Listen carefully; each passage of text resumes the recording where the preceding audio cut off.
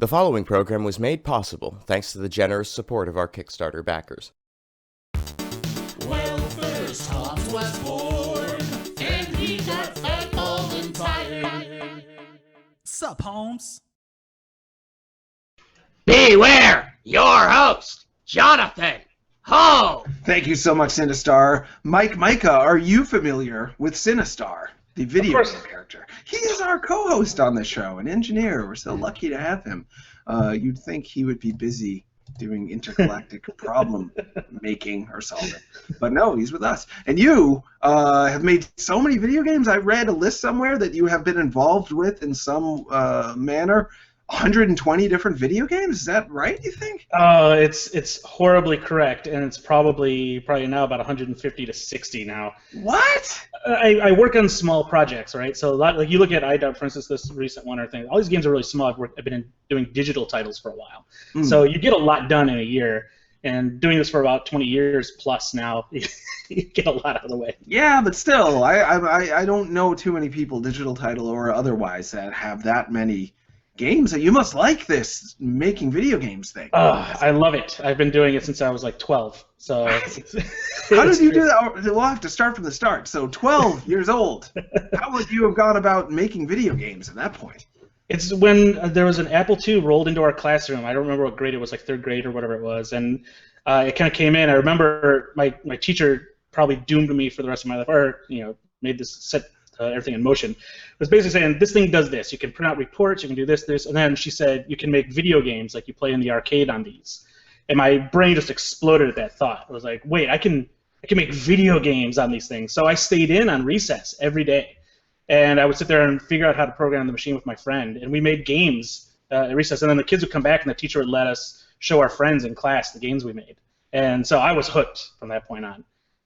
Yeah, that sounds like an amazing elementary school. That was elementary school or junior high? Elementary school, and it was kind of weird because now that I look back at it, it's a little progressive even back then for them to be really encouraging kids to do that. I remember we would get on a bus sometimes to go to another school nearby that had a lab of Apple computers, and they taught us programming and logo and all this other weird stuff too. It felt like I was in like Ender's Game or something.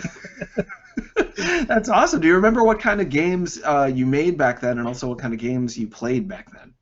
So to show my age, I was playing Pac-Man, Jungle Hunt, and all those arcade games, those original classics. And I would design on paper all these game ideas like Vampire Pac-Man and stuff like that. And then I would try to make them on the computer. So the first game I made was a game called Destruction Hurdles. And you're trying to jump over hurdles. If you don't, like, it would electrify you and your head would explode and there'd just be gore everywhere. And for some reason at the top there's like this little room where there's all these people very interested looking at you like, waiting for you to blow up. It was just this weird game, but that was the first game I had ever written. That's Destruction Hurdles. I would love to play that game. Was it you did the graphics and the coding and everything yourself? Yeah, everything back then, because there was no real, like, I couldn't go to a friend in class and say, hey, do you mind doing the artwork for me or anything. It was kind of a really weird thing for somebody to be a programmer at that age and have friends who did the same thing. So yeah, I did all that, and then the second game was Sir Bounce-A-Lot, which was a clone, my first clone of Q*bert. You're a spring instead of Q*bert. You're trying to, but it was different because like you're changing colors, but you're also trying to stop flower pots from killing druids who are going across a bridge. It was really weird. This is all almost too good. So you strike me as someone with an explosive, and we've used that word a couple of times already, head exploding. That seems to be the way your imagination works. You're just like, yep, they're running into hurdles and then they die. And then, the spring's bouncing around and then there's droids there and it all fits together because you are making iDarb, which from what I gather is just all imagination in one game. Somehow. It is. It's kind of like iDarb was an excuse for me to go back to those early days when I had done a few things. I just joined Twitter really a year ago when I did this hack, and we can talk about that a little bit later. And I was really enjoying the engagement I was having with people on Twitter. And I had just come off a project in which I hadn't been programming for a little while, and so I wanted to program again. So I posted just one image of this new code base I started, and I drew a red box in the middle of the screen. I just asked everybody on Twitter, like, what should I do with this red box? That's why it's iDarb. It draws a red box. And everybody started throwing all these ideas in, like in the old days when I was in elementary school, when people would be like, can you make it do this? Can you make it do that? And I really I feed off that energy of people suggesting things, then trying to make it work. I'm a big mechanics guy. I love game mechanics, and that was my forte most of my career. And so when I would get these random ideas, my joy is like it's a puzzle. It's like I'm going to try to take this dumb idea and make it work in a game. So if somebody wants a robot that blows everybody up for some reason, I'm going to try to figure out how to make that work mechanically. Wow, and I've been following the development of IDAR, but I've slowed down in following it a little bit this past month as it's been so busy around Destructoid.com getting our Game of the Year awards ready and whatnot. Yeah. It also happens to be my 38th birthday today, so I had Happy birthday! Ah, thanks. Appreciate it. There's a virtual hug coming through. That's so sweet of you. Last time I was really, I wrote a story about IDAR a few months back. Swery65, I believe, is going to be in it. Is yes. That right? So, yeah. Funny things started to happen. So we started taking this game to shows. And actually, to rewind a little bit here, the first show we went to was GDC this year in March. And the tweets that I had been doing from January 3rd through basically March got the attention of Microsoft. And they were launching their ID at Xbox program. And they thought, what better way to do this than to take this really weird thing that's going on and that Mike's doing on Twitter and see if we can get him to put on Xbox One. So they sent me a bunch of Xboxes and said, see what you can do. And about a week and a half before GDC, we got it up and running. And we're like, oh, let's take it up there. And what I didn't expect, though, was what was going to happen next. Like, they asked us to bring it, but I thought it was going to be part of this little lab experiment, like maybe off to the corner over at this place, like, here's IDAR. But they put us next to Titanfall on the main floor, basically. So here's this really blocky 2-week, probably, if you add all the time together, it's probably 2 weeks of proper work on it, like next to Titanfall, which made no sense whatsoever. But people loved it. And a lot of the people who liked the game were other game developers. And so as we've been doing these shows, these other game developers are like, this game's great, can I, what can we do to help out and all stuff. And so we started adding in all these guest teams from other developers who were kind enough to let us use their IP in the game. So we have like Sweary's in there and all the D4 characters are in there. We have like Lorne Lanning gave us Oddworld characters to put in. Double Fine came to our support very early and gave us all kinds of characters and support for the game. It's been just this amazing experience. And again, it goes right back to feeling like my friends and I just sitting around making this game for shits and giggles. Amazing. So, and you went over this before, but just to reiterate, the game mechanics, the game concepts, the events in the game, the things you can do in the game were in part shaped by anyone who would tweet at you with a hashtag, like, put a rubber, put rubbers in it, put condoms in it. Like, yep, no, there's condoms. And then you have like kind of a yes man attitude towards development where you're like, we will try to do that. Yes, we will do that. Is that all correct? That's correct. Behind it all, though, I was thinking, like, this is a grand experiment. Let's just see if this can actually work, because my money was actually on the fact I said, I still believe it, that this would just crumble and fall apart. Like, there's just no way you can crowd design a game with thousands of people and hopefully have any semblance of anything enjoyable. But I thought that would be a great panel to do for the next year GDC or whatever. But as we were going, it just kept getting better and better, and like the people who were contributing were paying attention and really paying attention. They understood what I was doing, and they would make really like thoughtful suggestions and the things and from all their favorite games. So NHL '94, for instance, or Smash Brothers, or NBA Jam. Also, they would suggest things that they thought would work, which was weird. And like I would just put it in, and it would. For instance, Brandon Sheffield, who's working on a game called Gunsport. We had originally the game was a bunch of people jumping around shooting at each other, kind of Towerfall-ish, and he's like, put a ball in there. And I was like, all right, let's put a ball in there. And then like guns went away because like we didn't need them anymore. Like this ball and making this scoring also was way more fun. Huh. Wow. So how many did you have a cutoff? I assume because the game is coming to Xbox One February, if I'm remembering correctly. Yes, it's going to be February. First week available in February. Games awesome. with gold. And it'll be free for anybody with gold. So. Whoa, all right. And we have some codes hopefully we'll be able to give away during the show today, which is exciting for the Xbox One owners out there and for people who will hopefully be getting an Xbox One for Christmas. That's very exciting. Or the holidays. Hanukkah is also next week. So anyway, you had to cut off eventually and say, okay, no more ideas. I'm guessing. Are you still taking ideas right now? Yeah? When was the cutoff point? The cutoff was probably in July when we realized we actually have to finish it to get a release because it's really complicated getting a game out on console. And you have to go through all these certification hoops, and there's all these special things, and especially when you're doing weird things like we're doing, like we have Twitter and Twitch integration, all these things that hadn't been done in a console game before. So there's a lot of just undiscovered country that we had to walk through, and so July we kind of cut it off. But people would suggest things anyways, and we're like, well, that's too good. We have to put that in, and so it kind of made it tough because even as we were going on, we're like, okay, we have to really put this together. Somebody would throw something really awesome at us, and we're like, oh, let's put it in. So we were planning on being out this year. That was our goal and everything else. But as we're putting all this stuff in, we're putting some last-minute things in, we realized it's just going to be cutting it too close. So that's why February is the actual date. But we were so close that we almost could have done it. So we're able to actually get our certification. We have all these codes, and we could order more codes and all this stuff. So I thought, what better way to make Christmas for a lot of Xbox One gamers than to get a ton of codes and start giving them out in December. And it's a good way to see how the game performs anyways. And I was a little freaked out by that, but it worked out. That's awesome. And how is it's because some people have it. How is the game going over so far? It's, I've shipped a lot of games. This is probably the best response I've had to any game in my whole career. All 160 games. Like, this is the best response. It's been amazing. People really like it. They're really engaged by it, and the suggestions. I'm getting more suggestions now, and they're all amazing suggestions, and the response unreal. I can't even explain it. So good to hear. So is there a single-player component to IDARB, or is it pretty much a multiplayer experience from the start and continuing on? This game is so hard to describe because there is a single player, and it's got a story mode, and the levels are all inspired by like Mortal Kombat. It's just bizarre. It's like, again, like you said before, it's all this mishmash of bizarre ideas in my head. Single player's in there. We also have a salty bet mode, so you can actually go and have AI play against each other, place bets with people online over Twitch. We have a tournament mode, so up to 32 teams can play against each other in kind of like a round-robin tournament asynchronously and everything like that too. And then, God, what else do we have in the character creators, logo creators, music creators? It's just loaded. And it's bizarre. Like, it seems simple, but there's just so many layers to it.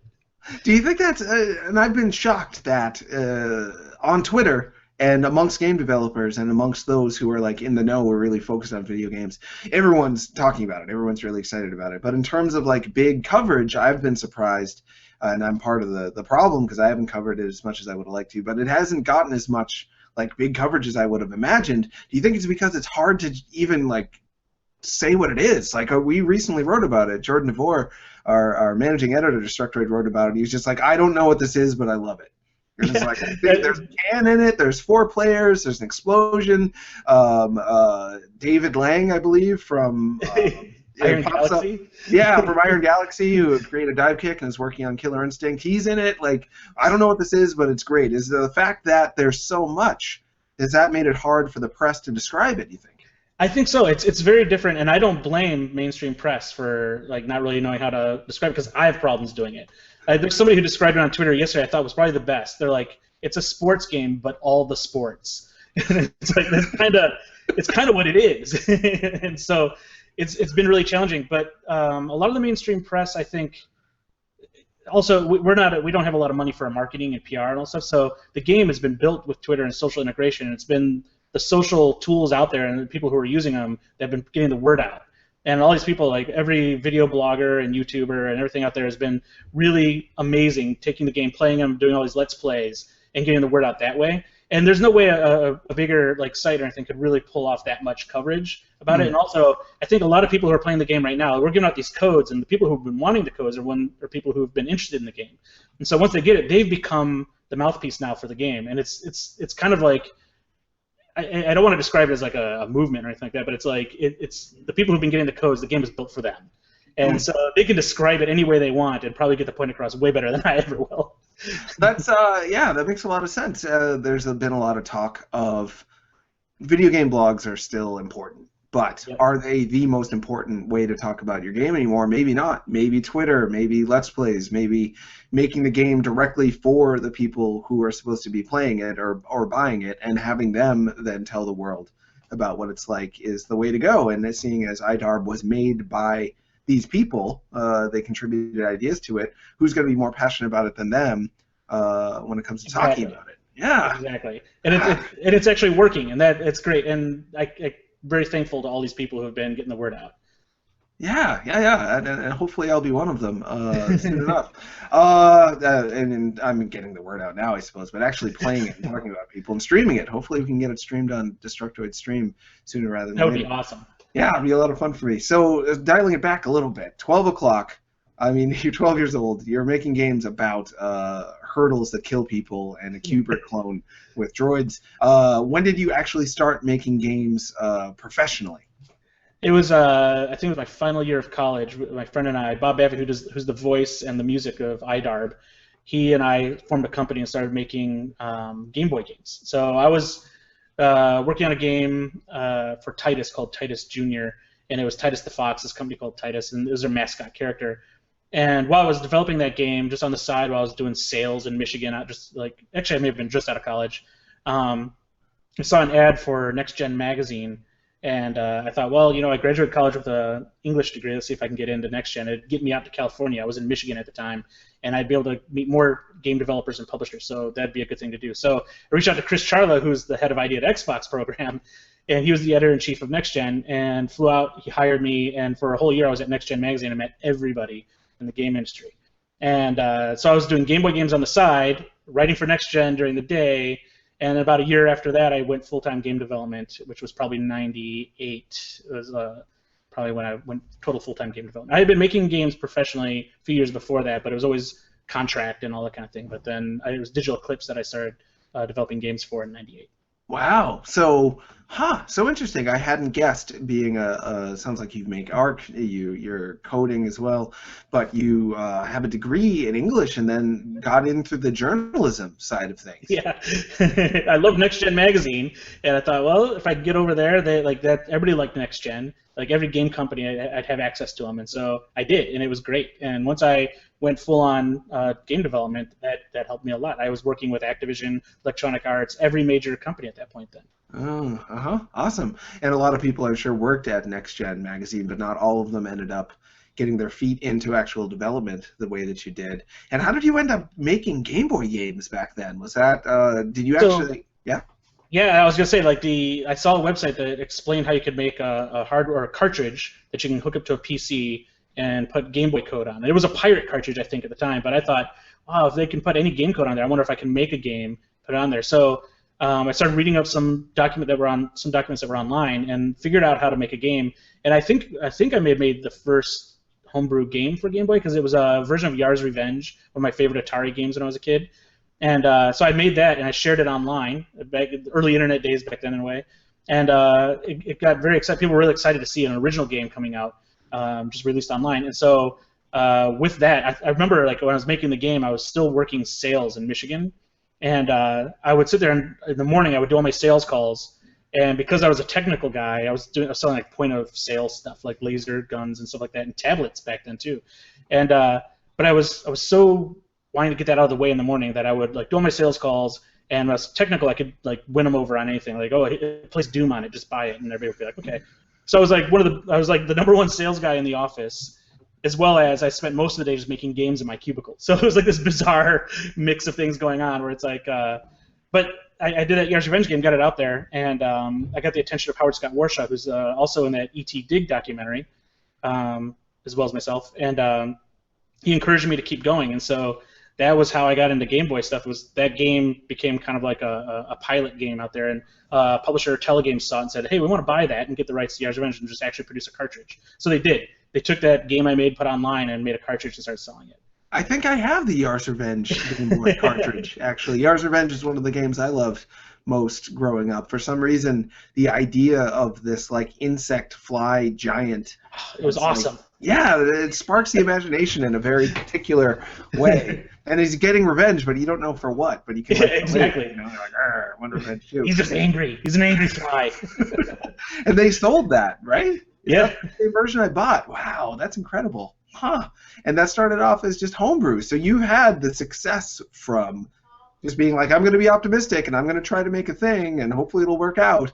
From the very start, it seems to have continually worked out for you, though I have to guess there are times when it hasn't worked. Can you think of a project you've worked on that? Oh, there's probably plenty. Like when you say like I've worked on as many games, like probably half of them have been duds, right? So more recently, there was a game that was really divisive that I worked on, War of the Worlds, which was an Xbox 360 game. It got equally positive and equally horrible reviews. So it's like, I think its Metacritic sits around 50 maybe. Really? And there's some sites that gave it like 100, and then some sites gave it a 20. So it was this really weird thing. This was a 2D camera. Yep. A very like stark art direction, if I remember correctly. Correct. What did you do on that game? So I designed, engineered it with a team here, and did a lot of artwork in it as well. And it was another one of those games where I was just like, I'm just gonna make this. And Paramount was into it and everything like that. And reaching out to friends and stuff. We got Patrick Stewart in it and all this other crazy stuff. And I was all excited because like I love games like Flashback and Prince of Persia, those games, those fire and forget move games. But most other people don't. So I made a game that was just like that. It's like it kills you every second, every step you make, and everything like that. It's very hard. And people weren't quite into that one. But I look back on that, and I liked the game. But the one good thing that came out of it was the engine for it I used for iDart. So. Interesting. And just to dial back a little bit, what you just said was I had to reach out to friends, like Patrick Stewart. You're not friends with Patrick Stewart, No, are you? I'm not friends with Patrick Stewart, but a friend of mine is. And so it's like you go friends of friends and all that stuff. It's like the Dark Void Zero thing, too, with Jimmy Fallon.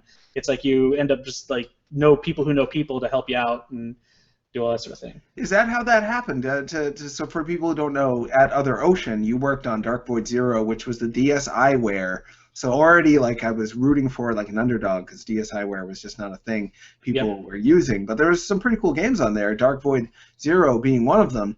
Dark Void was a Capcom game, 360, PS3, PC, if I remember correctly, and they wanted to make like a cute little 3-world version of it that played a lot like an NES game. And Jimmy Fallon's name is in it, and Jimmy Fallon said he played it growing up. Am I remembering this? Oh, yeah. So this whole thing came about when these things happen when you're really drunk at GDC.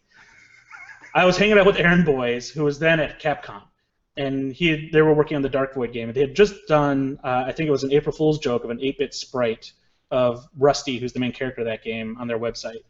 And we're just drinking. We thought, how funny would it be if we actually produced that game, like an 8-bit version of Dark Void, and pretend that was something that was being developed in Japan, and it got canceled. And so this new game is just an update of this old game.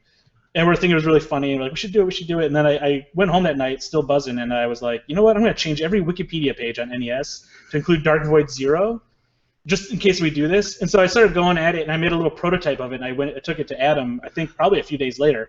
And he's like, we're doing it. Let's just do it. And so we made Dark Void Zero as a joke. But then as I was developing, I'm like, I really want to maintain this facade that this was a game being developed for the PlayChoice 10 NES system. And so I kept changing Wikipedia pages, and I kept pushing out there anything I could. I would talk on podcasts and suggest that have you guys seen that game that Capcom just found that Dark Void's based on? And all of a sudden, people would go what? And I started getting all these emails from people from the main team, and all of a sudden going can we get access to that ROM because we heard this? And they're like, okay, this is going great. But I knew that if I was going to make it legitimate and make people really believe it, I need somebody who was more public, not me. And so I had worked with Jimmy Fallon on a couple game ideas before. He was this is before he had Late Night with Jimmy Fallon and all that stuff, and he was done with Saturday Night Live. And I don't think people realize this, and I think I have it right. I think he has a computer science degree, and he wanted to make games when he was younger. He's a huge gamer. And so we got a call one time from CAA, and they said, can you be in New York tomorrow? Jimmy Fallon wants to talk about a game. And it's I've done this so many times. I've met with John Lithgow to hear a game idea or whatever. It's people, and also it's usually you walk out going wow, that's going to be tough to do. I don't know if we're going to be able to pull that one off. So we're just okay, free trip to New York, let's go do it. So we hopped on a plane, went out to New York, met with Jimmy, and the dude had a great idea. It was really good. I can't talk about it right now, but it was a really good game idea, and I was blown away. I'm like, how is this even possible? This guy have such a good game idea, and it was very thoughtful game design, and he really understood the mechanics of game development and everything really well. So I was kind of shocked, but at that point we're like, yeah, let's try to get this thing done. And we almost got that game off the ground, but it kind of went away. But we kept in touch, and we kept talking about games and all stuff. And every so often, I'll send out an email or whatever, but he's pretty busy. But at this point, I'm like, if I could get him to just talk about it on national television, he had Late Night with Jimmy Fallon at this point then, and if you could just talk about it and legitimize it, then people would just believe it. And so I sent him an email, and I told him what I wanted to do, and he's like, okay, that's great. And so he had his dad scan pictures from when he was 8 years old and send them to me so we could Photoshop them into old Capcom marketing materials.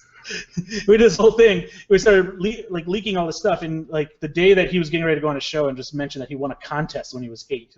The whole deal was he says he was going to win a contest, and he was going to go to Japan, and he would be in a game for winning this contest, and the game was Dark Void Zero, but then it got canceled. That's the story. So he's going to talk about that on a show, and he's sending me these texts like before, and he's like, I can't do it. I don't know if I can do this. And I'm like, just do it. Just do it. And he did. And he went on the show, and then it just exploded after that. And for probably a month after the game came out, people just didn't know if it was legitimately an old game or not. And but eventually, told the story, and everybody kind of got a kick out of it, except for a few. Some people were really pissed. Really? They were really pissed They that were we lied. tricked. They were deceived. Oh, man. I got this one where it's like, when you lie, you go to hell, and all of a sudden I'm like, what? And when you lie about, cheating on your significant other or on your taxes, but when you're lying about winning, it sounds like part of the things that are kind of key to you as a person. You love the idea of kind of tearing at reality a little bit and recreating it and having that suspension of disbelief. Like, can you believe that this idea feels real that we're doing? Oh, yeah, I love that stuff. It certainly seems like it, and it was kind of having. I'm just assuming Jimmy Fallon wasn't paid a ton of money to help market Dark Void Zero. It seems like. Oh no, he just did it out of the kindness of his heart. That's all. Right. It was just amazing, and so. And because I'm guessing he was excited about this is something I can do that's actually just really fun for the fun of it, instead of worrying about whether it's for money or whether I'm, my image, blah, blah, blah. It was like, this is something that I actually just think is fun to do. Yeah, he was just a cool guy about it, and that's how almost all these things happen. Like, even with the IDARB guest teams and all stuff, people are just really cool about all this stuff and just wanted to do it, and it's amazing to me. Do you already know Shock G, otherwise known as Humpty Hump? You seem like you might. I had this idea while I was brushing my teeth this morning, knowing I was going to do the show with you. It's like IDARB isn't getting as marketed as well. It's not being as well marketed as I'm hoping, because I want people to know about it, but it's very hard to explain. Maybe if Humpty Hump did a song about it, that would be the way to convey the feeling you get from IDARB right away, because it's like, this is normal and weird at the same time. Like, this is a conventional thing. This is a video game, but it's also something else that I don't quite understand. That's how I felt about Humpty Hump, so I was going to try to track down Shock G for you. Give me Shock G, and we're going to make this happen. You don't already know him, then? I don't. That's one I wish I knew. All right, well, maybe you will. I know a guy who Shock G tried to steal his girlfriend, which is kind of like knowing him, I guess. Yeah, that works, and you can soften up with a couple free codes and make everything just all right for everybody. He'll probably want an Xbox One and a free code, but we'll see. I'm the editor-in-chief of Destructoid, so maybe I can get Microsoft to help. You can make that stuff happen. You're on it. You can do it. Maybe. You got such power. No, I don't. But you kind of do. You video games, such a powerful medium to use, and you've been doing it for how long? How long have you been in this business now? It's probably 94, actually. So is it 20 years? It's 20 years, right? Yeah, it is. Yeah, it's 20 years. It's quite some time. Older than a lot of Destructoid readers. And that's crazy, because I'll talk about stuff. Even now we have people we've hired who are really young. I'm like, Robotron, you got to do it, and just look at me with these blank stares. I'm just like, God, I'm old. I'm so freaking old. And yet you have this youthful passion that seems to be carrying you forward. Back on your history, though, so making your own Game Boy games, getting one published, Yar's Revenge for Game Boy, which is really cool.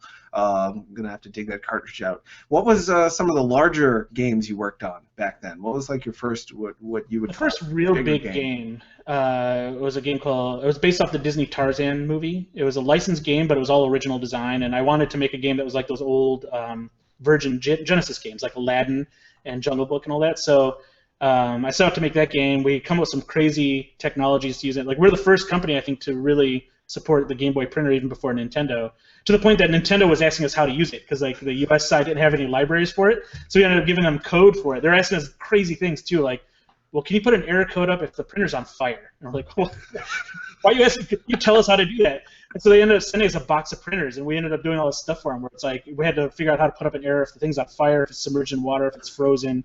And my brother's sitting there destroying printers all day trying to figure out how to get these error codes to come up. We figured that out. But that Tarzan had all this stuff in it, from printing to platforming and all these mini games and all the stuff that were in it.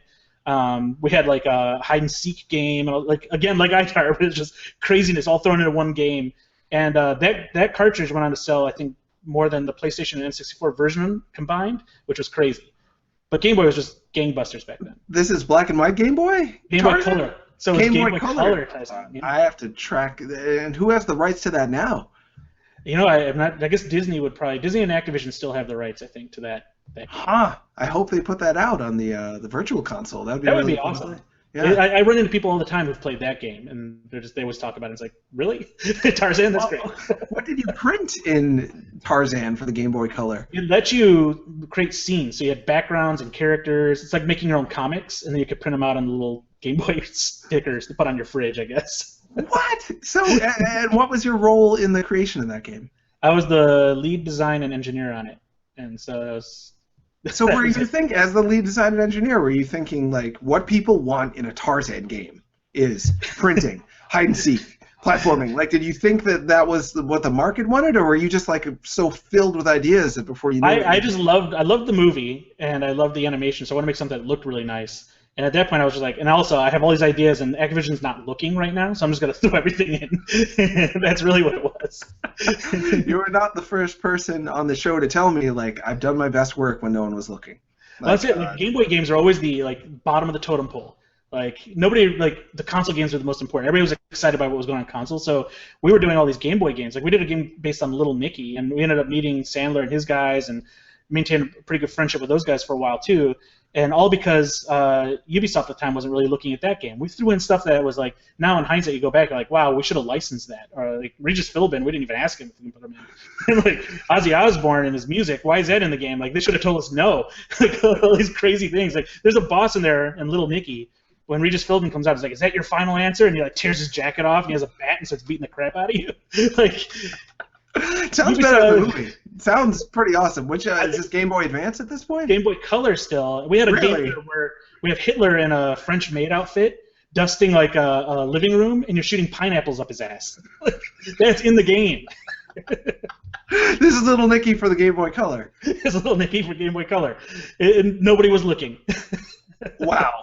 Yeah, you just Game Boy Color sales just went through the roof on eBay after hearing that. Everyone's gonna want that for Christmas. I know I do. Pineapples up Hitler's ass, you say? Oh yeah, and there's a dog who shoots arrows out of his nether region at like carnival things. I don't know why, but like, yeah. None of that happened in the movie, right? I mean, you made a better. No, the movie's okay. I always was kind of endeared to it actually because Little Nicky as a character, like he's sort of an underdog. You can't help but feel sort of bad for him. Just like the movie, I felt bad for how badly it was panned. People didn't want that in a Sandler movie, I guess. But you made it sounds like a better Little Nicky than the movie. It's like Dark Void, right? Where it's just like, we'll make this little thing that's probably a little more just fun for everybody than what's based on. And I remember I still remember the design meeting. We're like, okay, what are we going to do as a power-up? We're like, okay, he's from hell, so if he gets warm, he should be able to move faster and do more things. And so, you're running around trying to find exhaust pipes to get warmed up, and homeless people piss on you and stuff like that to make you warmer, so then you get, powers to, overcome the bad guys and stuff. So we threw all that stuff in. I remember all these design meetings going wow, this is crazy. But, Sandler and his guys loved it. They would just, we'd send them builds, they're like, this is great, and they would play through the game and everything. It was awesome. Great feedback and everything from those guys. But again, nobody from Ubisoft was really looking. There was a producer there, Yannis Millet, who now runs one of the Ubisoft studios. He was paying attention, and he didn't care. He was just like, let's just make the most fun thing we have here, and until somebody says not to, just keep going. Was it ESRB rated with the homeless people? It was for children. Yeah, did it get E for everyone, even though the dog is shooting arrows? I think so. I don't think they even looked at it. So. Wow, that's and I'm so curious about the John Lithgow game idea too. I don't know if you can. Did that really happen, or did you just kind of those words? We didn't really. So we went down there, and we actually didn't meet with John Lithgow, but he had a game idea, and we met with his manager, who was a woman who. I don't even remember the game idea, to be honest, but I remember the woman we're talking to because she used to work at Universal, and she did the E.T. game deal with Atari, and she was telling a story about how. Her boss is like, I don't know how much you charge for a license for a video game. He's like, just charge whatever, just ask for a crazy number, and then they'll tell us that's bad, and we'll just go with what they say. So she went in there in the room, and she said, I guess she said, on top of her mind, she just thought, do I ask $25 million? I think she said $25 million. And so she went in the room, she said, Atari just looked at her, walked out of the room, made a call, and came back and said, okay, and they cut a check. And she was like, and she said, she got the best bonus that year. She's like, I can't even say what the bonus is because everybody who worked with me would hate me. She's like, but now if my whole life has been, just ask and see what you get. So this is from and this I think was just discussed in the E.T. Dig documentary. Yeah. Came out, which you're in. I want to talk about that a little bit. But so people have, just in case we jumped too far, the Atari 2600, there was an ET game on it. It's like one of the most horribly, in terms of financial success, everything. critically planned and how much money it made. So you know the woman, and she ended up working with John Lithgow, and she asked for $25 million, which in 80s money is like, 10 times that. It's like 15 bazillion or something like that now. But like, yeah, it was a lot of money, and she was just like, they basically cut a check, and I went back to my boss, said like, 25 million. It speaks to this truth that the older I get, the more I find out that like anything can actually happen in adult world. You always think, oh, the people who work the hardest will get paid the most, and the people who are like smartest will be in charge. No, like you never know. If you just never know. Yeah. Like when I was doing sales in Michigan, my boss, who worked out of San Diego at the time, this guy Michael Shea was his name. He was head of marketing for Atari back in those days, and I found that out when he came by our studio where we were selling stuff out, and I saw something. I had an Atari thing in my cubicle, and he's like, I used to work for Atari. He's like this older guy, and he's like, let me tell you some stories. He told me this story about how like the year before the crash, Warner executives were coming out, and they were supposed to have a budget, and everybody at Atari's like, how do you even make a budget? I don't know how you're supposed to make a budget for next year or whatever. So when the Warner execs came out, they basically took them to a beach with tons of pot, and they all got high and figured out on a little notepad how to spend $500 million. So I'm sure part of E.T. came out of that. Wow. And okay, so you worked in marketing and sales? It was like just sales out of a warehouse. And you just happened to end up working with somebody else who was connected to Atari from that era, and also John Lithgow's manager. Who Yep, you pretty had much. a meeting with when you were working for. Who were you working for at that point? Activision or Ubisoft? Well, I was working for Digital Eclipse, which is the company I did, and Digital Eclipse worked for all those different companies. Right. And so, so you can see, like, as crazy as IDARB and all these things are, my life is kind of like that. Well, yeah, going into it, just knowing that you had kind of hacked your life or done hacking in general, or just like, I'm going to break the code on this and make anything possible. That's some of the stuff I thought I knew about you, but I had no idea to the extent that you hacked your life and just made like the impossible happen left or right, which is what IDARB is kind of about. Speaking of hacks, you did, and this is where I first heard of you. I'd heard of Other Ocean. I'd actually talked to somebody at Other Ocean about getting someone on Sub Holmes, like when Sub Holmes first started. It's a studio I've always been interested in. But your name specifically first got in the news because you made a hack of Donkey Kong so you could play as Pauline last year. Is that about right? That's right. Yeah, my daughter and I had been playing games. She was 3 last year, and her favorite game was Donkey Kong. And so I started showing her the other Mario games because if she liked Donkey Kong, she probably liked all these other ones. And of course, Super Mario Bros. 2 lets you play as Princess Peach or Toadstool, I think. I forget. And she loves that character. And so we would play that and everything, but it was a little too hard for her, so she wanted to go back to Donkey Kong. And one night we're sitting there, and I load up Donkey Kong, and she's like, like, why can't I play as the girl? She wanted to play the girl because she had done that in the other game. And in my head, it was just like, I explained to her, like, you can't do it and everything like that. But then I'm like, this is what I do. This is like, this is what I'm made for. I was born to do this sort of thing. So the next night, I come into the studio actually the next day, and a friend of mine here said, here's all these tools if you want to do that, because I was explaining what I want to do. And then that night, I just started working on it. I think it was around 11 o'clock after the kids were to bed and everything. And it was around 2 or 3 in the morning. I had it kind of up and running. It was like, oh, this is pretty cool. So I started posting about it on Facebook. And then Adam Boys and my buddies and everything at the time, who Adam's now over at Sony, but they saw it and they're like, hey, do you mind if we post this other places and stuff? I'm like, yeah, go ahead, whatever. And then the next day, I remember my wife, God bless her, because she has to deal with all my insanity. We had to go to this charity event for my son's school, and she's like, don't even bring your phone, because every time you come to these things, all you do is sit there and look on your phone and stuff. I'm like, I got to bring it just in case. But I'll shut it off. I did, and I put it in my pocket and just kept buzzing and buzzing and buzzing all day, and I'm just like, ignore it. And finally, I told my wife, I'm like, this could be the babysitter, and maybe something's horrible going on. Let me just go check my phone. So I went outside. It's so many messages on my phone, and like they're saying stuff like, your story's blowing up and all stuff. And I'm like, oh, shit, what did I say? What interview did I say something horrible about somebody? Like, is it John Lithgow or whatever, right? Or, like I'm doing now. And so I was kind of paranoid. So I'm looking, and finally I'm starting to see it. And like by the time I found it, it was like the second spot on the top page of Reddit about this Donkey Kong hack or whatever. And I just couldn't believe like anybody even be interested in that. And then it just blew up from there. I posted it on YouTube, I think, the next day, and that started going crazy. And next thing I know, my parents are calling me up, going like, "Good Morning America called here looking for you." And I was like, this little hack of an NES game, like Good Morning America wants to know about. But of course, everybody was really interested in the story and stuff, and like also my daughter and that sort of thing. So it was great. Yeah. Did that open your eyes to how something like IDARB could take shape? Did that show you like the true power of social media at this point and how it's involved with video games? Absolutely. In fact, I signed up for Twitter as a result of that because I wanted to engage people on Twitter, and I'd not used it before. I only used Facebook, and so I started doing that, and that opened my eyes a bit on what the power of Twitter, and then the customization and what people want to do. People start hacking other games, and they're swapping roles with Zelda and Link and all this other stuff, and I was blown away by people being inspired by that hack. That when it came time to building this game, I knew from day one I wanted to make sure that anybody can do whatever they want in the game. They can customize their characters, create their own teams, do whatever.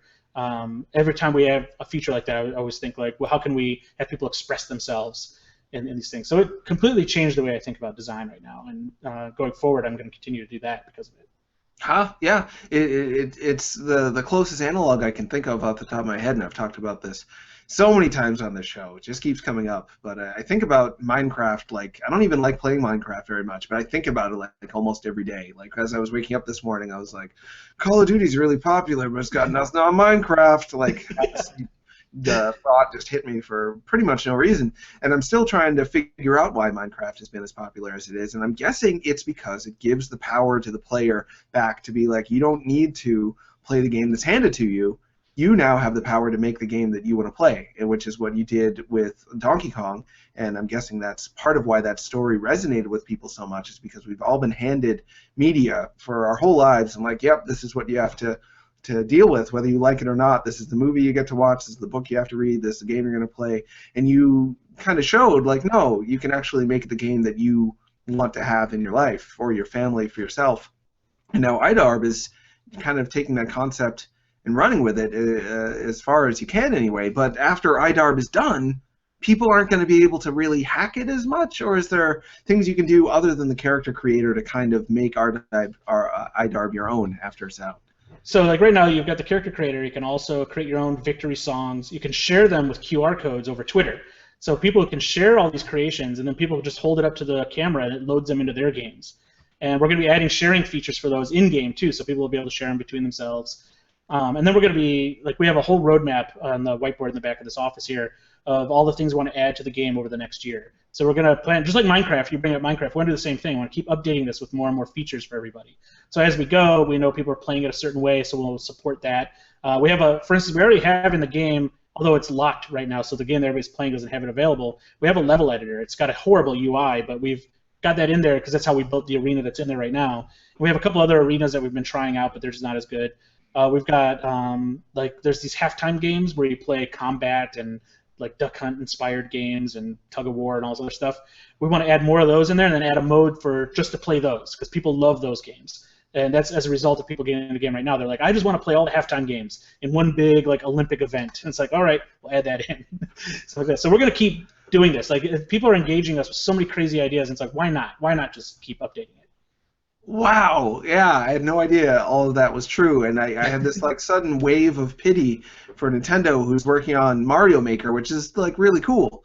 But compared to IDARB, like, it's kind of like, you know, it's 1/8 of what IDARB offers you in terms of what you can do in terms of customization. It sounds like, and creativity. It sounds like really WarioWare do-it-yourself, which I wish had done better. It was a pretty DS game that came out. For some reason, it didn't sell very well at all, but that's the closest I can think of to a thing that allows you this much creative control and then play what you made without it strictly just being like making a video game.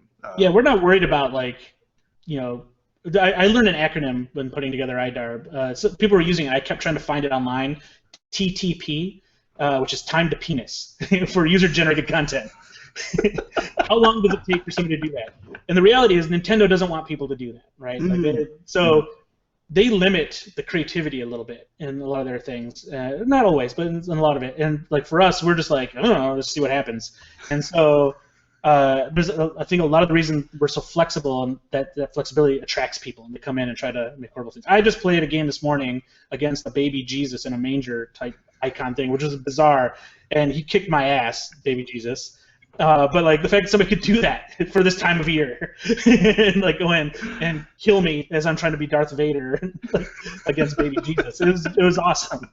Yeah, that does sound awesome. So do you think that's the key to user created content and making it work? Minecraft, they didn't have to do it. They 100% were just like, make whatever you want. Whereas Nintendo and a lot of their user-created content games, I like a lot. I like Mario Paint. I like WarioWare Do-It-Yourself. I think I'm going to like Mario Maker. But it is kind of half. They are also saying, and we are the designers, and we are making a product for you to experience the way we wanted you to. And Nintendo is kind of notorious for saying, well, the new Zelda game will only have stylus controls, and that's because that's what we want you to experience. That is our idea. We don't want you to water down our idea with some of your ideas and change the controls to traditional. It seems like you have to go all or nothing. Is that what you're saying? That's the philosophy from the beginning. It's just like all or nothing. And I watch my son and his friends play Minecraft all the time. And I was blown away during the production of this game. I was blown away. Like I go home, I see what they're doing, and there's no limits on anything. And it definitely inspired us as we were putting this together because I wanted to kind of follow that theory or that philosophy. And so, yeah, right from the get-go, we're like, you know what? There's going to be this Twitter feed in there. They can shut it off, but anybody can tweet to that. And there's going to be all this and all this and all this, and I don't care. Let's just see what happens. And it's holding. The community has been doing pretty well, but at some point there's probably gonna be some awful things coming over. Well, sure, but that's okay because that is a reflection of this is the world we're in, and to keep that unfiltered is a brave thing to do. So Twitter is actually running in the game as you play it. Yeah. So as you're playing, you're seeing what people are saying about your game. If you're streaming it, people can tweet to your specific session and talk to you during the game. So like their words are coming up, as well as anybody who's talking about iDarb at any given moment in the world, that's all crawling at the bottom like a little sports feed coming across. So people can say whatever they want about iDarb. If they put hashtag iDarb, it's just coming into the game. And then we have on Twitch. Anybody who's watching on Twitch can trigger things in the Twitch chat. So they're Oktoberfest, hashtag Oktoberfest as one word. If somebody does that, it fills the screen up with beer, and it turns into a beer hall, and everybody's swimming in beer trying to score goals. If they do hashtag lights, the lights go out. And if they do hashtag decoy, all these decoy balls start falling out everywhere, and nobody knows who has the real ball. All that kind of stuff. So. Wow. All right. How did you, from a coding perspective, like these are things almost every developer I've talked to has said, oh yeah, it would be fun if we could do this, this, and this, so running commentary line at the bottom, streaming from Twitter, but they're like, I don't know how I'm going to ever code that unless I get millions of dollars. How the heck did you figure out how to do all that stuff? Oh man, it's like, it's a perfect storm because I work with one of my childhood friends, Kevin Wilson, who's another engineer. He and I basically worked on this game technically. And he did all the engine-specific stuff. And so I would come up with these crazy ideas like, I would love to put a Twitter feed at the bottom. And he would just say, like, you're an idiot. Why would you? And then the next day he comes in and is like, yeah, here it is, it's working. And like that. He's a genius. And so I would just throw stuff at him, and he would just come back with all this stuff. And then Chris Larkin, another engineer here who came in to help us a couple times, he had a friend at Twitch, and he's like, and Microsoft and everybody's like, we don't have any way to read the Twitch feed. So we just got a hold of his friend at Twitch. He's like, oh, yeah, here you go, and just gave us this code. It's like, that'll work. And so we put it in, it's like, oh, that's awesome, it works. And so I think we're the only game on Xbox One that even knows how to do that. So, yeah. It's like all in there. Wow. But again, it's like falling back on friends, like Reeve Thompson, who's over at Twitter. He's an old friend of ours. And so we had some questions about how to deal with the Twitter stuff. He's just like, let me know. He's like head of the games group over there or something like that, or works in the games group. And yeah, I'm saying head of the games group is probably, oh, my boss is going to be pissed. But he's in the games group. And yeah, he just opened the doors. He said, like, you know what? We haven't seen anything like this. Like, there's no other games that are kind of doing this. So he opened the floodgates, let us have access to all their engineers, and also they gave us like all this exposure at their first annual conference and showed everybody the game. It's just been amazing. Twitter's been supporting it. Twitch has been supporting it. Like Microsoft, everybody's just been going nuts on it. Wow. And you didn't know this at the outset of No, not at all. I was just like just dumb ideas come up, like, what if we could do it? Call some people, and it's like, oh yeah, just do it like this, and it just works. So now I'm looking back on, like, we were really lucky to walk into all this stuff, because we would try the Twitter stuff out, And we're like, well, how do you just tweet a specific game session? And then like Kevin had just the brainchild of like, well, I can come up with a unique ID and put it every game session based off of the console's ID and the time of day. And so he came up with a 4-character ID, and so that's been working. And all these really like crazy ideas suddenly worked, and it was like magic as we're going. Like every day was almost like Christmas on this project. That is so great. I'm trying to contain my excitement for you. It's contagious.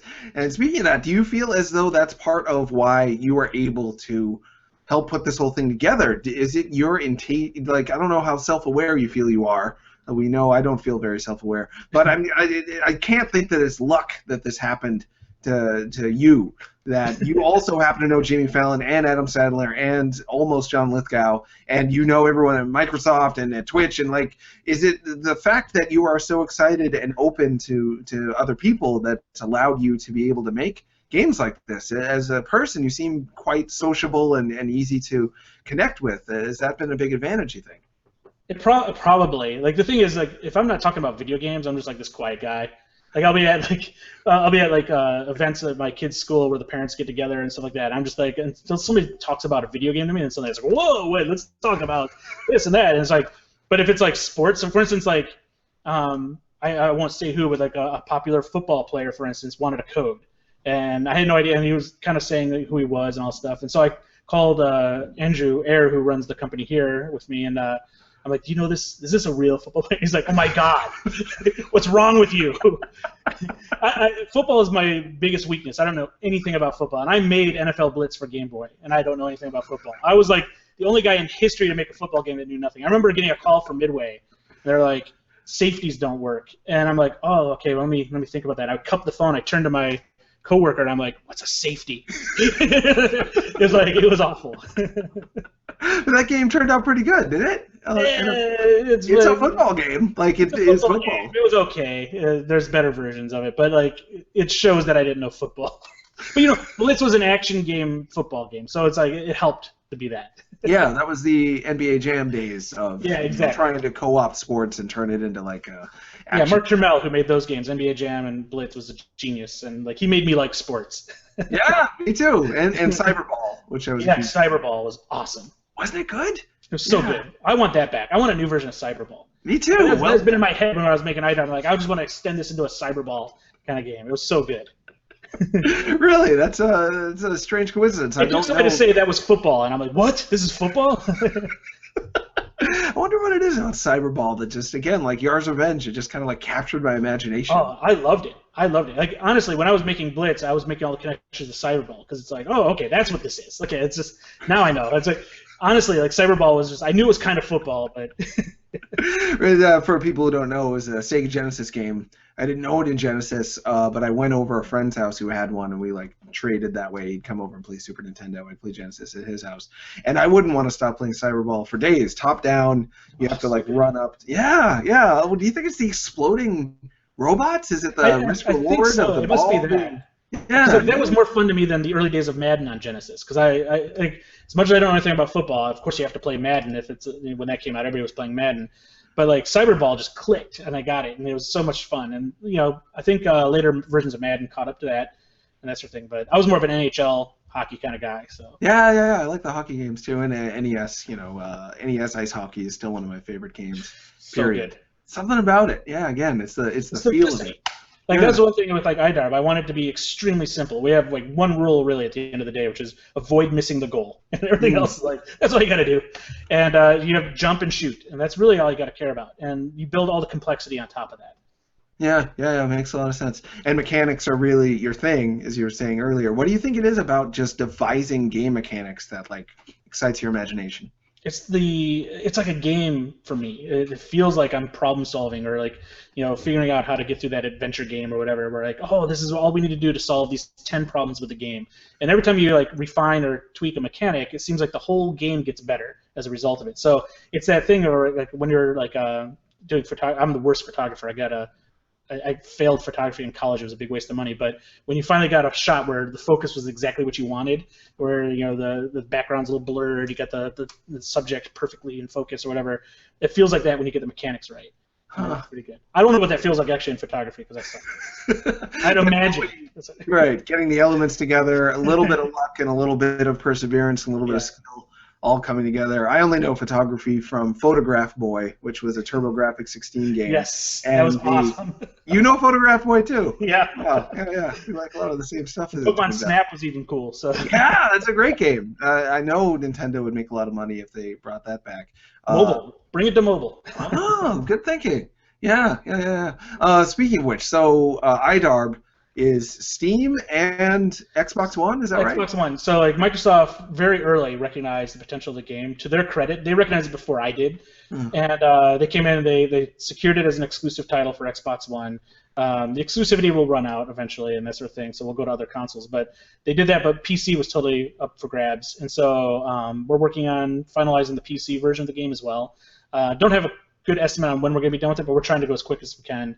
And we'll probably release that with some new features in the game that will help encourage people to get the PC version, and then we'll eventually update the Xbox version. So those two are the thing. We're going to have various apps available on smartphones to allow you to do character creation and music and all that stuff to share with people in the game, as well as we have smart glass support that we're going to refine. It's in there, but it allows you to do hash bombs from your phone as well.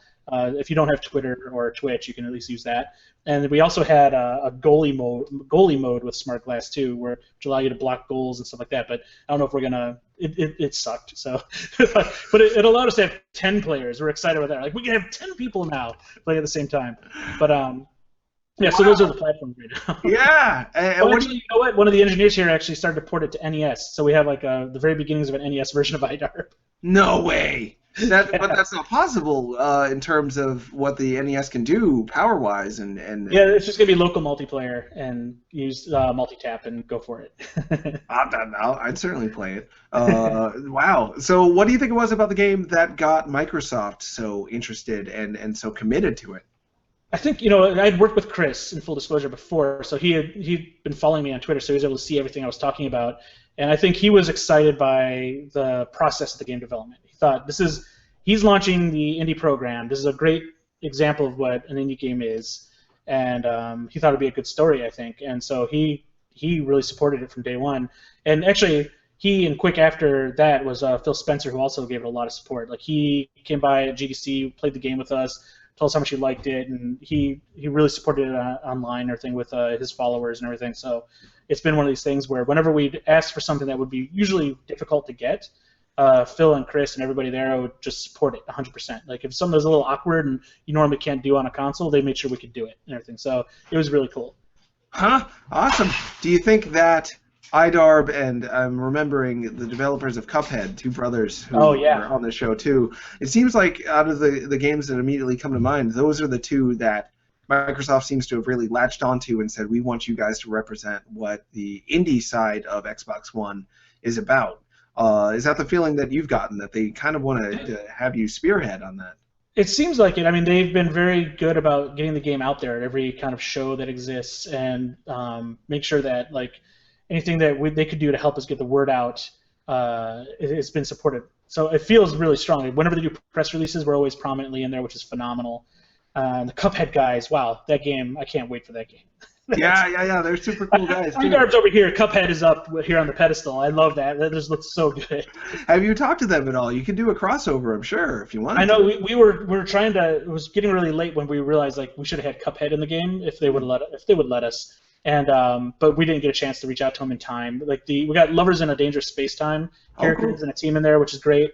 And we started to go out there. Like I would love to have gotten the Chariot characters and stuff like that in there. Oh yeah. But we were just running out of time, and we had this list of like all the people wanted in the game, and we didn't get a chance to get to the rest of it. But in an update, I'm hoping to get a lot more in there. We got several developers now, after we've given out codes, have reached out and asked if they could actually participate too, which is mind-blowing because some of these people are like my heroes, and I'm like, really? Like, here, take 10 more codes and whatever you want to do. You can rename it.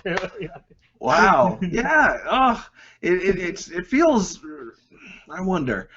Some people love King of Kong. Some people love Indie Game the Movie. I mean, I'm meeting these people. They don't really like video games. I have to go out to a family function or something, and people end up asking what my life is like. I'm like, I like video games a lot. And they're like, oh, I think I saw you on that Indie Game the Movie thing. Oh, wow. Because I'm in that for like 10 seconds. Yeah.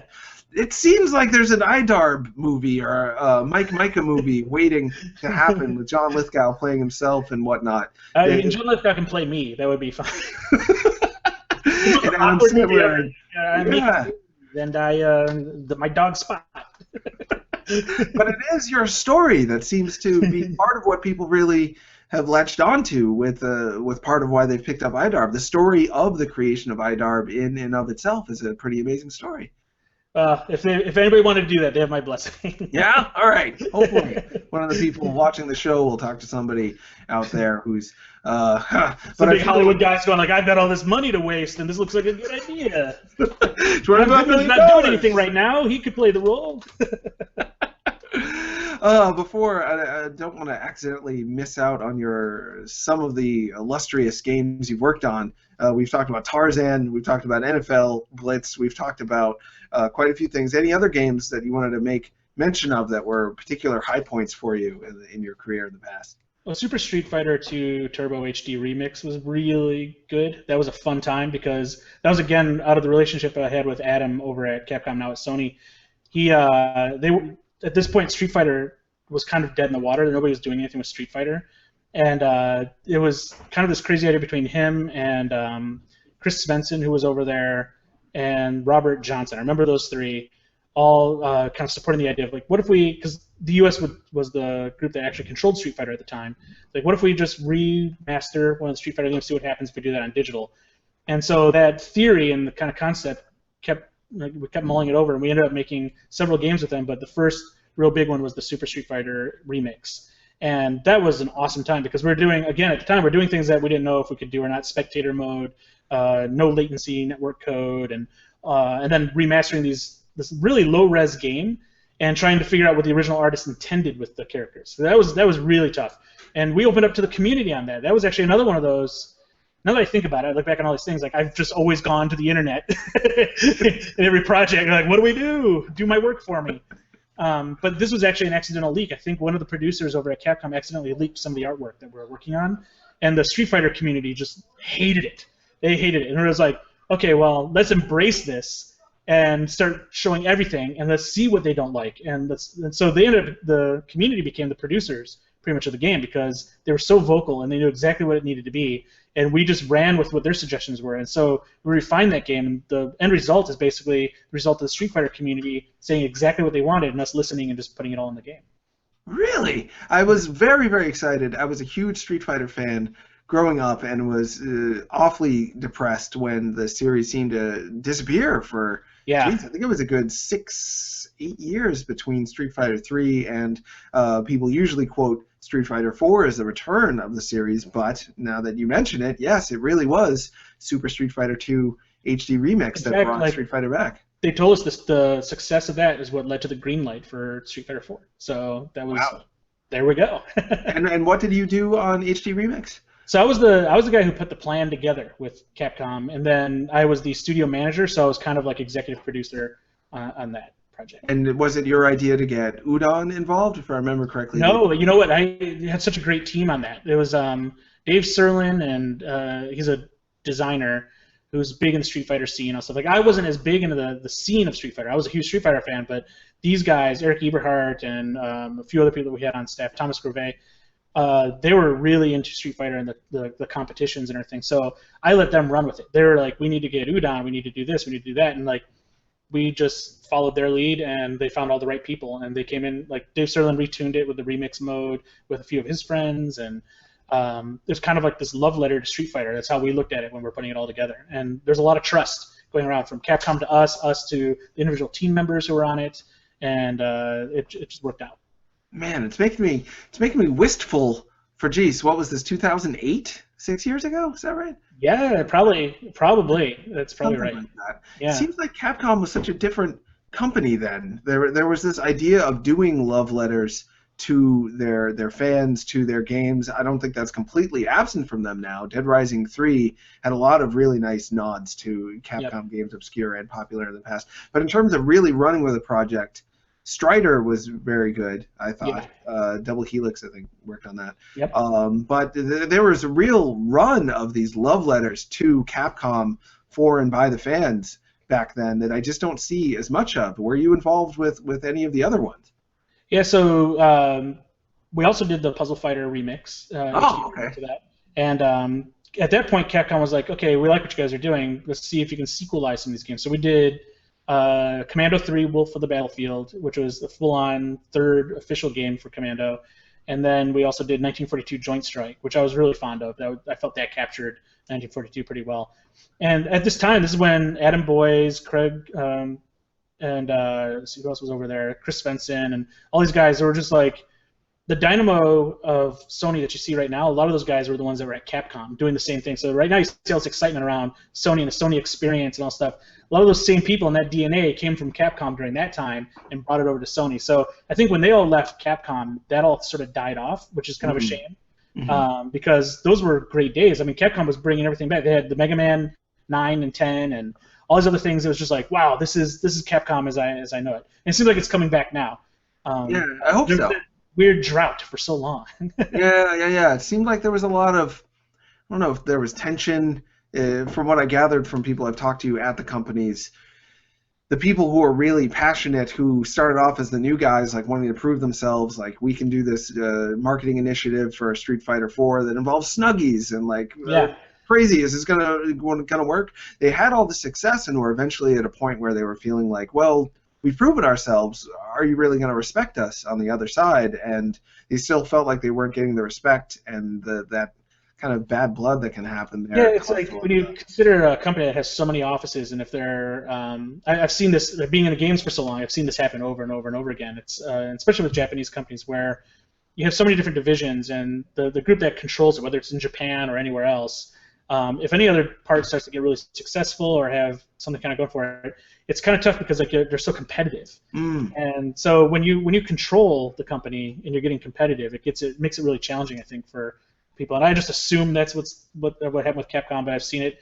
in console wars. You see it with Sega and that sort of thing. It repeats itself over and over. Yeah. Is that something you would advise people who are running their own studios, running their own development companies, publishing companies, to avoid that kind of internal competition that comes out as hostility and actually seeing the other people in the team as an enemy, sounds like? Oh yeah, so like you mentioned Double Helix earlier. At one point, our company Backbone Entertainment, guys who we're called Backbone. We made Street Fighter and all that stuff. We were part of a greater organization called Foundation 9, which was around 1,200 people all over the world in different studios. And Double Helix is one of the studios in our fold. And back then, we were a bunch of studios, development studios that came together under one roof, so to say, virtual roof. And the amount of like on-the-ground soldiers kind of competition with the other studios was sometimes toxic. And there was no reason for it. There was never a reason for it. It was like I was spending most of my time just trying to fight that. And then sometimes I would fall into it too, where it's just like, you know what, yeah, why the heck is this happening, and like whatever. And when I look back on that, I think like, wow, we spent so much time and energy just trying to calm everybody's fears about the competitive nature of each studio and who got to do what projects and that sort of thing. It really detracted us from what we're trying to do, and I think it really hurt all those studios a bit. Everybody was trying to win over the same projects, and if somebody got some project, why did they get it? We're better than them, and all that kind of stuff. That all starts to come out, and it makes no sense to me, because if an organization that large with so many talented people, I can't believe like it gets that toxic and that acidic. So when I left Backbone, I went to go help some friends of mine start up a company called NG Mocha, which was a mobile company, and I got the sense of what it was like to be a startup again in a small company, and that was awesome. And about a year after that, I was expecting my second kid. And I'm like, I can't do startups 24/7 like this anymore. Like my family doesn't even know me anymore. So I got back together with Andrew Ayer, who's head of Other Ocean here. We had been Backbone and Digital Clips before that, and we just got the band back together. And now we're a smaller studio, and we have small groups around the place. We have one in Canada, one here, and one in Manila even. But we run it like a small company. Like we let everybody control their destiny and do this sort of thing. Yeah, that makes a lot of sense. So how many games has Other Ocean put out at this point? Oh, that's a good question. You asked just days before I get the full gameography, because like I just asked somebody, can you put together a gameography of everything we've done? We've done everything from like games to when the game industry was hit with the recession. We even had to go do things that were just normal apps for like iPhone and stuff like that. Like we did a Stella McCartney fashion app. We did like Vogue. We did Vogue's iPhone app and stuff like that. Like we're doing all these kind of things until stuff got healthier again. And so we have all that, and we also did adver games. We did a game called Duty Calls, which was a parody of Call of Duty to help. Oh yeah, people love that game. Yeah, people went nuts. They love the sense of humor and stuff. And that we worked with Weed and Kennedy on that, and like the guys who did the Old Spice commercials. So we worked with them on that, and we did this total parody of Call of Duty. And I think collectively 24 million views on YouTube and everything. It was like crazy. It took off and it worked. Almost too good because it was supposed to be promoting Bulletstorm. And everybody just talked about like Duty Calls, I think. But we were doing all this kind of crazy stuff, and we're just like I think it was Dark Void Zero, Duty Calls, and these sorts of things that helped us refine our sense of humor in our games. So IDARB is a result of all that kind of stuff too. Huh? Yeah, makes a lot of sense. It's hard, I'd imagine, when you are a company that does work for hire, when you have to put the client who's paying you first a lot of the time to have your personality come across, and it does feel a lot like IDARB. Like there's been hints of your personality all along, like Dark Void Zero, if people were willing to pay attention. But compare that to, I don't know, like Vampire or Phil Fish or Jonathan Blow, who really put their, like, people get the sense that you are playing a game made by these individuals, and their games really feel like an extension of them when you play their stuff. Other Ocean hasn't had the opportunity to do that as much, in my opinion, which is maybe why people haven't you haven't been as big of a name in the indie scene or whatever. But that seems like it's about to change with IDARB. At least that's the feeling I'm getting. How will that be for you if you end up being one of these, 50,000, 100,000 Twitter follower video game developers? If you end up being one of these known auteurs, who if you do one little tweet, people say, "Oh my God, Mike Mika said that Mario Brothers 2 is better than 3. What a bastard!" and starting in that kind of hate mail kind of fame in the industry. How will that be for you? I don't know if that will happen, but if it did, I pity all those guys because the stuff I post is probably so mundane compared to everybody else. It'd be great though. I mean, if you look at IDARB, like I still don't know what our personality is, other than to describe it as a hot mess. But like, if that's our brand, hot mess is Other Ocean, then yeah, if people like that, sure, see what happens. Well, I would, as I know your games, and I did again take notice of you some time ago because there's something special about Other Ocean to me. It's like this genuine passion for games, putting the game and the concept first, but at the same time being like unable to keep from making it weird. Like you just like it seems like we even think about it, but we couldn't help but put Jimmy Fallon in it, and there's a whole cutscene about Jimmy Fallon in the game because we didn't even think it through. It just happened. Like you get that feeling when you play your games that there's this unbridled passion that can't help but be in there, even if you didn't intend it to. We were laughing the other day because we're like, what if we went back to all these games we've worked on? Because the people I work with right now, I've been working with for years. And we think back on what if the publisher didn't make us take that out? Like, what would have happened? Because there's almost every game we worked on, all the way back to the games we did with Nintendo and stuff like that. Like, there was crazy stuff in there that eventually they're just like, this might be a little too much. Like, we had to pull stuff out. Like, Alice in Wonderland had some crazy stuff in it. And sure, a lot of it had to come out. There's a lot of drug references and stuff, and it's for children. But it was like, there's stuff that we're doing in there. I'm like, what if we just kept that in? Like, that game probably would have been a lot better. When he said worked with Nintendo, actual Nintendo, or just working on Nintendo consoles? We worked with Nintendo on Alice in Wonderland. It was a Disney-Nintendo collaboration for Game Boy Color. And so I would get these crazy notes like from Japan on like, maybe you should put in a mushroom that makes you grow and shrink, or whatever. It's like, well, that's pretty original there, guys. And we did. We put it in. But like, it was pretty cool. And we also were working on a game that didn't ship. It was based on Gauntlet, the old arcade game. Because even then, Nintendo came to us. They're like, "You guys really like these old games," and we thought Gauntlet would be an awesome game for the Nintendo DS. So we made a full, crazy new update to Gauntlet that was on DS, 4 players. You could play online with online voice chat and everything. It was cool. And then Nintendo realized the PSP wasn't going to be a threat, so they stopped all their kind of US development on these they didn't own Gauntlet, so they didn't want to do it. So they helped us shop it around, but ultimately it didn't get released. But it got some reviews, and the reviews were stellar. Like we got like 80s and 90 and all this stuff from all these different places, and the game never came out. So it was like one of these weird. I've never been so angry at Nintendo, and I've been mad at Nintendo many times. They're one of my favorite developers. I love a lot of the designers there, but I've been mad at them too, especially when they didn't release the e-reader cards for those extra Super Mario Brothers 3 levels on the Game Boy Advance. But this tops that. You made it was done. Your It Gauntlet was for the done. DS In was fact, done. we did a let's play with the guys over at Double Fine, and that should be coming out pretty soon, so people will be able to see the game. But it had some crazy features in it, and we're doing all kinds of stuff with it. But like Nintendo, I can't blame them. They told us from the get-go there's risk on it because it was an IP that they didn't own, and they're exploring this thing. So when it did get canceled, they were amazing about it. They paid us well, and they helped us shop it around, and they were offering discounts to other people, like as far as like what it would cost to publish the game. So they're really good. But like it was the same problem. Everybody didn't want it to be Gauntlet. They're like, can you make it this other big IP or whatever? And it's like, I don't know if I can put Mary Kate and Ashley Olsen in a game about in this fantasy game where you're fighting Satan or whatever. But we could probably. I love the idea, but like you might want to talk to the license holder. My God, I had no idea. I've been involved with Destructo.com for 7 or 8 years now. I had no idea that Nintendo would pay a studio to make a game that is not their IP and just be like, we'll figure it out later. And then in the end, they're like, sorry, guys, your great game is just never going to get played. Wow.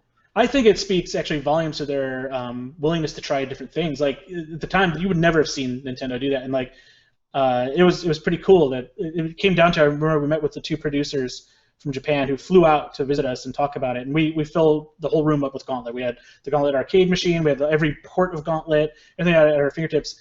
And the first thing they basically told us was like they both used to play Gauntlet in college and loved it. And that was kind of the impetus to it. They're like, Gauntlet would make a great DS game. Let's try to do it.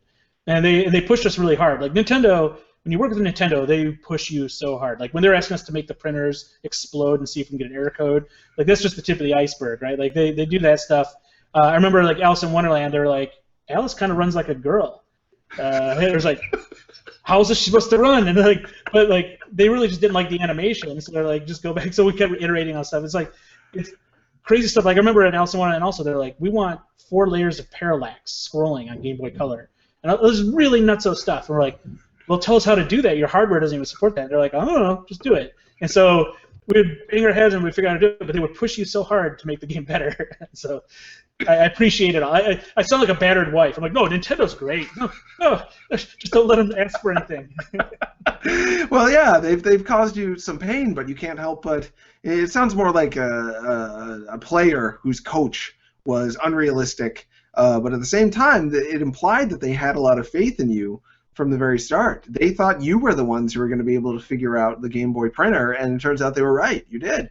Yeah, and we were the first, I think, to do the 3D on both screens of the DS because they had a theory it could be done, but then they threw it at us to try to solve it for gameplay. And so we did with Gauntlet. It's like both screens are 3D, and that was a big deal at the time. Why is this not something I have right now? So is there any way this Gauntlet, because you own it, and who has... So nobody owns it anymore now. Like it's one of these things where Midway kind of owns the IP, Nintendo owns some part of it, and then Backbone used to own part of the code, but our company's not Backbone anymore. So nobody really, you can't, it's one of those impossible games now. You won't ever be able to release it because somebody owns some part of it and you'll never get them all to agree. But I think somebody found an early version of it online because somebody was telling me that people were making YouTube videos of it. So you might be able to go and see it on YouTube. But yeah, I haven't explored that much. I have an old cartridge of it. Like we have one of the EEPROM burned carts of it. So that's what we did on the Let's Play. We're just using that to play it. Wow, my God. Yeah, so many things happen in this industry that people don't... Again, this is a scene in the movie. It's got to be made. It's going to be better than King Kong, if you ask me. We have a few questions in. I want to get to them before I forget. Last week, I totally forgot to do questions. Weirdly enough, David Serlin came up last week, too, as he advised on this game called Pocket Rumble. Really cool little fighting game. Just got greenlit from Cardboard Robot Games. So, yeah. Forgot to do questions last week. Sorry, I'll do them right now. Kev asks, at any point in development, did you ever think that iDarb may just never happen or wasn't worth the effort? You know, like probably 2 days before I started handing codes out, I was talking to Chris Charla at Microsoft, and I'm like, I don't even know if anybody's even going to like this game. That was actually in conversation where I was just like, I really don't know what's going to happen. So yeah, there was many times like because I would develop this game almost every night when my kids would go to bed because I was doing other stuff most of the year here at the studio, other games and everything. So like this game was a side project of sorts, and so the kids would go to bed and I would just stay up basically from like 7 to 8 from that point till like 3 in the morning, and then wake up the next morning, go in the office, work on something else, and then do that again and again and again. So there's many times when I just thought like, well, like who's really gonna play this, and should we keep doing this forever? But then everybody would do a show, and everybody at the show would be like, this is awesome, and like you have to put it out, and I'll give you all this coverage or whatever. And it's like, oh, do they like it, or are they lying? Like the whole time I'm always like, are people lying to me? Because I've been in situations where like everybody's just like, yeah, this is great, and that comes out and they're like, I always thought that was a piece of shit. And it's like, what do you mean? So I was just worried about that all the way through this. And even when it came out, I was on pins and needles. I had no idea if people were gonna like it. And then people start coming back saying it's this, it's that, and I'm just like, really? Are you lying? And do you think that's because you were so close to it that IDARB had been in your brain for, some time at that point? Yeah, I mean, this goes back to like my whole career. You're doing stuff on these games, and every time you want to do something that you think is cool or stupid or whatever, and have it beaten down by the people you're working with. And so this is a game where that's unbridled. We're like, let's just do it all, and like nobody's stopping us. And in the back of my head, I think I have this little thing of like this nagging me of like, well, there's a reason all these people told you not to do that in all these games. Why are you doing it? This is just gonna blow up and not work, and nobody's gonna like it. And so that haunts me all the time. And so with this game, I was fighting that inner demon the whole time, where it's like, should I try to make this a little more normal? Should I? No. I want that inner demon to be in the game now. Like, I want to hashtag that. To have, like, as you're playing, it like zooms into his stomach, and there's a demon there being like, just give up on playing. Third-party publisher, like, take jump out. Don't make them run like girls. It's Alice. It's a girl. Piano Hands asks, what was the moment when you knew that video games would become your career? Was there a moment? Are you even sure of it now? Hopefully you are, but I wrote a letter to Activision when I was a kid. I had just played Pitfall on Factory Center. It blew my mind. I say this all a lot, but I thought that was amazing because like I understood. I had a whole story in my head. It was like Raiders of the Lost Ark and everything, and so I started drawing pictures of games. I remember I drew a picture of a game where you're a detective on ice skates, going across ice, and you're like dodging natural things like tree limbs and stuff like that, but you're trying to catch this criminal who, for whatever reasons, on ice skates, trying to take some information that he stole and go somewhere. And like I did this whole thing, I designed it all out, I wrote it all out, and I sent it to Activision. And I sent game ideas to every company I knew, Atari and everything. And Atari, when they sent stuff back, it was usually like, hey, you could be a distributor for Atari arcade games, and here's a catalog. And it's like, you didn't even read my letter. But Activision, they read it. I don't know who it was over there. One of the guys there read it and thoughtfully gave feedback on everything. And said, like, also, and it was really cool feedback, like, don't send your ideas to everybody because somebody might steal them. But and then encouraged and made book suggestions and all this stuff. And it was just like, oh, this is really cool. And the way it was worded and the way they treated me and whoever that was at Activision, I love them. They just basically said, you have the makings of being a great game designer. Here's what all you need to do next. And your idea is really good. Just change these things and go for it. And it was like, this is awesome. And so it was kind of that moment I knew, like, okay, my favorite company that made Pitfall is telling me I can do this. And so I just went nuts after that. Wow. And again, all of these games, all these game ideas, I just want to play them immediately. Did you say a detective on ice skates?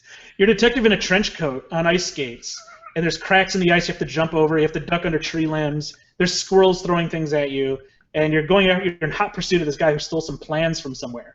He has like the whole like I remember vividly. He had like the whole bandit mask on, or the guy had a briefcase. And I drew everything I drew on paper. I would draw on pixels because I just thought, well, this is what you have to do. And so I drew everything as like blocky and like Atari graphics. Wow, yeah, it's really bringing me back to the ridiculousness of Cloak and Dagger, the Dabney Coleman movie. You know, it's probably because of that. I bet you, because like I love that movie. Yeah, me too. I was watching it the other day. It's like unreasonably fun to watch, even though it's really poor. His imagination is so alive, that kid. I can't help but love him. The Cloak and Dagger. There's that secret game that nobody can get a hold of, and it's like, oh, that game. That poor nerd. If people haven't watched it, there's like a stereotypical nerd character who in the store who meets an untimely end. Yeah, because of video games. Scary. Cautionary tale. Tempest for 5200, by the way, in that movie. It never came out. I wanted Tempest so bad. It's Atari sitting there like messing with my head. Well, like you're messing with my head with freaking Gauntlet DS. So bad. You didn't put the robot from Gauntlet 3 from the Lynx in there, did you? No, we didn't. Right, that could feel a little better. That would have been interesting though, because like there's a handful of people who probably picked up on that if we did. Well, yeah, it's true. I'm also diehard Gauntlet fan for whatever reason. I loved Gauntlet 3 on the links. So knowing that the robot wasn't in there, I can feel like maybe it wasn't the very best game ever, just like one of the best, and it's okay. You know what? You would like what I'm working on right now. I've been doing this side project where I have a Gauntlet arcade board and a Gauntlet control panel, and I'm fashioning a case so that it's a briefcase, like a big suitcase with wheels. And you open it up and it has a flat panel and you can play Gauntlet at any party. So I'm going to be like carrying around this big Gauntlet like suitcase and set it up at parties like, let's play Gauntlet. I'm halfway done with that. You are not doing that. You're doing that? Why not? I'm actually doing it. And a briefcase, and you can It's a giant wooden case that you open up. Gauntlet for everybody. I'm bringing it to the people. Gauntlet 1? Gauntlet 2? It's Gauntlet 2. It's Gauntlet 2. I don't have Gauntlet 1. I'd probably put both in if I could. But well, Gauntlet 2 is all you really need. It's revved up in Gauntlet 2. So. Yeah. There's no ending to Gauntlet, is there? I could never beat it. No, I don't think so. I think it just loops around. Or there's 255 levels, I think. If I recall correctly, but I love that game. And there's a dragon in Gauntlet 2. Remember that? Yes. Right? Yes. I remember being terrified of him. And Yeah. You don't expect it if you played Gauntlet. Gauntlet was the first time I had police officers tell me that we had to leave premises because I was a kid with my friends. We're at 7-Eleven. We didn't realize how loud we were until the police came in and were just pushing us out of the place. I remember the guy who was running the 7-Eleven shaking his fist at us, and I'm like, you should just tell us to be quiet. I guess he was, but I don't know. Wow. The stories just don't seem to end. SSEVF. Svef, maybe? I didn't want to mispronounce it, so I spelled it. Asks, what advice would you give to people trying to get into game development? That is a hard one. But yes, at this point, as you know the industry, as it's changed so much in the 20 years that you've been in it, and right now, 2014, how would you get into the game development industry? I would say just start making games. Get Unity or Game Maker or anything out there and just start figuring out everything. A lot of people say, I'm not a programmer, I'm not this, but you don't have to be a programmer to make a game. Like the languages right now are a lot easier than what we had to do when I was a kid. I learned how to program literally and I didn't know how. I had this sector editor. It was a disk copying program that let you write directly to the sectors of a floppy disk. And I thought that's how you made games. So I basically reverse engineered what I was looking at of games that were on disk. And I'm like, what does this symbol mean? I would write it down. I'd change things to see what would happen. And I made this isometric frog game that had split screen and all stuff, all from reverse engineering, like my favorite games on the Counter 64 with a disk editor. There was no language. I wasn't even looking at a language.